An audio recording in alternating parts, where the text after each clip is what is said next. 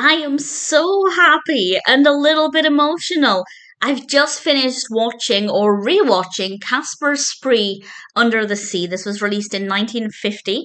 It's directed by Bill Tytla and George Germanetti. It is, of course, a famous studio's Casper cartoon, and I mentioned in a recent Casper review that the only prominent memory of a Casper cartoon I had was one where there was a bunch of sardines packed into a train. And this is this cartoon. I didn't know that. I just picked it at random as one to watch and discuss. And when I started watching it, all of these memories came flooding back, and I remembered everything about this. And I'm just so kind of overwhelmed with nostalgia. So I wanted to mention that partly because I'm really happy, but also because that probably clouds my view of the cartoon because I am just absolutely loving it. So it's worth bearing in mind that my opinions are very biased, coloured very much by nostalgia at the moment. But I do think it's wonderful. Casper decides to end his life, if a ghost can do that, in a pretty grim scene where he puts a rope around his neck with a rock, jumps into the water, and he meets this beautiful little goldfish. And this goldfish asks him if he's going to the fair. And the cartoon is largely about Goldie and Casper and the fair and enjoying all of the sights. There's the sword eating fish, and there are the sardines packed together in a train. And one moment that really stood out to me as a memory is when they're drinking lemonade. And Casper becomes the colour of the drink, and the animation is just so beautiful. It's soft, it's delicate, the attention to detail is wonderful. I love the design of all of the other fishes, and I realise the plural of fish is fish.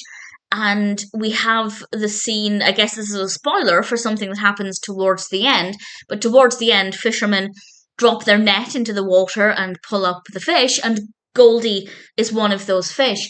And Casper rescues her by scaring the fisherman because he's a ghost, and the fish are so grateful and they crown him. And there's this adorable little moment where Goldie cuddles up to Casper. Goldie has a very interesting relationship with Casper because Casper is watching this female performer and Goldie gets jealous and drags him away, and it's tremendous fun. It is dark with the rope around his neck. It's a very interesting one to remember, but I'm so glad that all of these memories of watching this just came flooding back to me.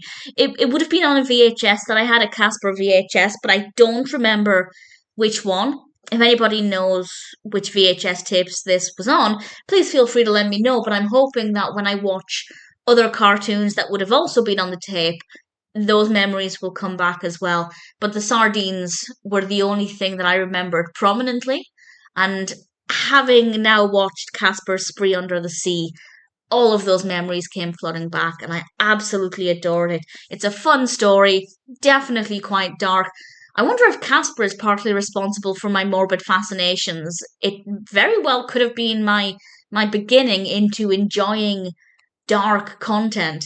Who knows? Maybe. Either way, I really thoroughly enjoyed this beautifully animated, nice little self contained story. And I'm really pleased that by pure coincidence, this is the one that I chose to watch today, and it unlocked some beautiful, beautiful memories. I absolutely adore it.